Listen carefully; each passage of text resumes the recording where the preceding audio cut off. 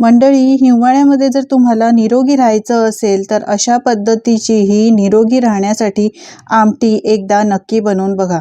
करायला खूप सोपी आहे, खूप कमी साहित्यामध्ये बनवलेली आहे. फक्त 10 मिनिटात ही पौष्टिक आमटी बनवून तयार होते. हिवाळ्यातील बऱ्याच आजारांपासून ही आमटी लांब ठेवते, शिवाय आरोग्यसुद्धा यामुळे चांगलं राहतं. चला तर करायला घेऊया.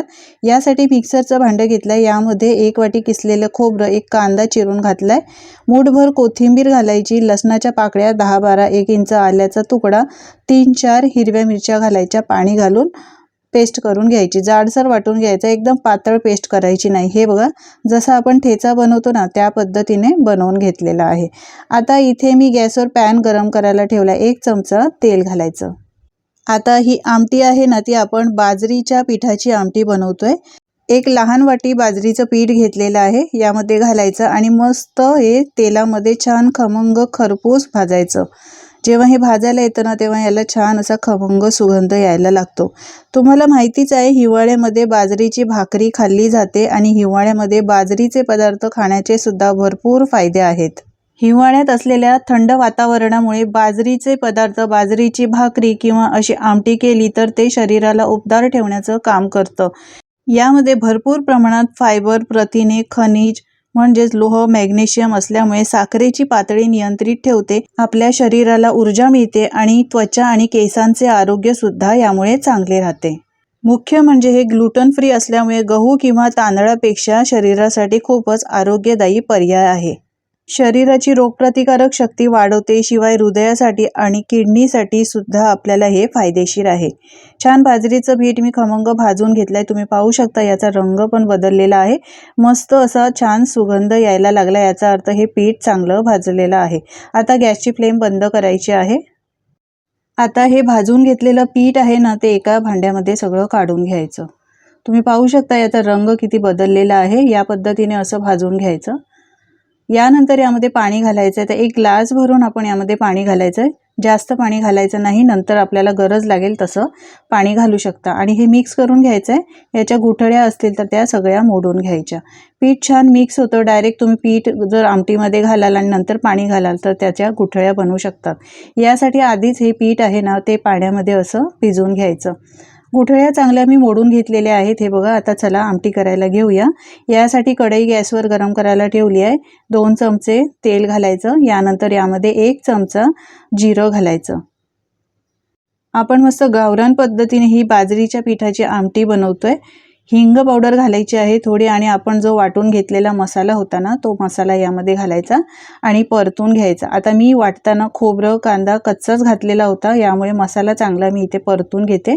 तुम्ही खोबरं, कांदा वाटताना ना भाजून घेतला आणि नंतर त्याचं वाटण केलं तरी सुद्धा चालेल. आता यामध्ये मसाले घालूया. मसाला चांगला मी मिक्स करून घेतलाय. पाव चमचा हळद पावडर घालायची, 1 चमचा लाल तिखट, आपण हिरव्या मिरच्या सुद्धा घातल्या त्यामुळे त्याप्रमाणे इथे मसाल्यांचा वापर करा. अर्धा चमचा धणे जिरे पावडर आणि अर्धा चमचा गरम मसाला घातलाय. सगळे मसाले यामध्ये मिक्स करून घ्यायचे, चांगले भाजून घ्यायचे कारण हे कच्चेच आहे. यानंतर आपण यामध्ये घालणार आहोत 1 चमचा शेंगदाण्याचा कूट. आता शेंगदाण्याचा कूट आहे तो ऑप्शनल आहे, तुम्हाला हवा तर घाला, नाही घातला तरी सुद्धा चालेल. आता पाण्यात भिजत ठेवलेलं बाजरीचं पीठ आहे ते घालायचं सगळं आणि यामध्ये आता पाणी घालायचं आहे. तर पाणी तुम्ही तुमच्या आवडीनिवडीप्रमाणे घालू शकता. ही आमटी असते ना थोडीशी घट्टच असते, तर मी ज्या मिक्सरच्या भांड्यात मसाला वाटला होता त्यामध्येच पाणी घालून घातलेलं आहे. मिक्स करून घेऊया. अजून थोडं मी पाणी घालते कारण याला जेव्हा उकळी येणार ना त्यानंतर हे पीठ आपण जे घातलं आहे ते अजून थोडंसं घट्ट होणार, आमटी अजून घट्ट होणार. आता चवीप्रमाणे मीठ घालायचं आणि मिक्स करत राहायचं. याला चांगली एक उकळी काढून घ्यायची आहे. नेहमीच्या डाळीपेक्षा किंवा वेगवेगळ्या आमट्या तुम्ही बनवल्या असतील पण या पद्धतीने बनवली नसेल तर अशी ही बाजरीच्या पिठाची आमटीची रेसिपी एकदा तुम्ही करून बघा. बेस्ट पर्याय आहे, हिवाळ्यात खाण्यासाठी खूपच पौष्टिक आहे. छान अशी खळखळून उकळी काढलेली आहे. हे बघा, घट्टसर झालेली आहे. यापेक्षा घट्ट नको आहे, थोडीशी पातळच हवी. तुम्हाला पाहिजे तर तुम्ही अजून याला घट्ट करू शकता. छान मस्त अशी उकळी आलेली आहे. फक्त थोडंसं अगदी चिमूटभर साखर घातलेली आहे, ऑप्शनल आहे. तुम्हाला चालेल तर घाला, नाही घातली तरी सुद्धा चालेल. तुम्ही गुळाचा वापर करू शकता. आता बारीक चिरलेली भरपूर कोथिंबीर घालायची आहे. हिवाळ्यात खाण्यासाठी खूपच पौष्टिक अशी ही झणझणीत बाजरीच्या पिठाची गावरान पद्धतीने आमटी केलेली आहे। मंडळी, तुम्ही कधी केली आहे का? केली असेल तर मला कमेंट करून सांगा हो, आणि नाही केली असेल तर करून बघा आणि तुमचे अनुभव माझ्यासोबत शेअर करा। तुम्ही कोणत्या पद्धतीने बनवता ही आमटी हे सुद्धा मला कमेंट करून नक्की सांगा, म्हणजे मी पुढच्या वेळेस तुमच्या पद्धतीने बनवायचा प्रयत्न करीन। पहा किती मस्त दिसते आणि खायला तर याची चव म्हणाल ना तर काय जबरदस्त लागते। आता ही आमटी गरमागरम भातासोबत किंवा भाकरीसोबत तुम्ही खाऊ शकता। गावच्या ठिकाणी भाकरीसोबतच जास्त खाल्ली जाते। याची चव एकदम भारी आहे। भाकरी किंवा भातासोबत खाण्यासाठी बेस्ट कॉम्बिनेशन आहे। चला तर तुम्हाला कॉम्बिनेशन करून सुद्धा दाखवते। इथे मी भात घेतलेला आहे, तर भाताबरोबर मी तुम्हाला दाखवणार आहे ही आमटी घालून। तर बघा, भात घेतला, आता यावर मस्त वाफाळती ही बाजरीच्या पिठाची आमटी घालायची। आहाहा, दुसरं काहीही खायची गरज नाही, चवीला भन्नाट लागते। तुम्ही सुद्धा करून बघा मंडळी।